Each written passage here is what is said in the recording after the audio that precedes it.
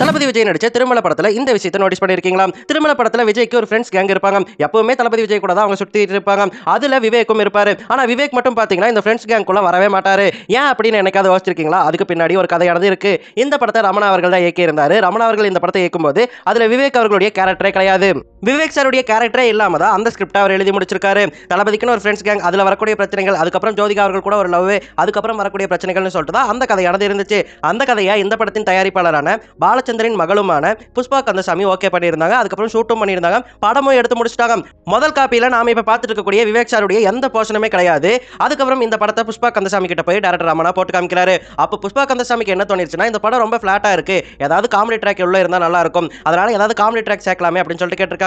முதல்ல டைரக்டர் ரமணா மறுத்திருக்காரு. அதுக்கப்புறம் இல்ல படம் ஹிட் ஆகணும்னா எனக்கு கண்டிப்பா வேணும், விவேக் சாரை வச்சு காமெடி ட்ராக் கொண்டு போனா நல்லா இருக்கும், அவர்கிட்ட நான் 2 நாள் கால் ஷீட் வாங்கி தரேன், அவரை வச்சு ஏதாவது காமெடி ட்ராக் பண்ணி எடுத்துட்டு வாங்க அப்படின்னு சொல்லிட்டு சொல்லியிருக்காங்க. ரமணாவும் வேற வழியே இல்லாம சரி படம் எல்லாம் முடிச்சிட்டோம் மறுபடியும் எடுப்போம் அப்படின்னு சொல்லிட்டு விவேக் சாரை வச்சு தனியா ஒரு காமெடி ட்ராக் எடுத்திருக்காரு.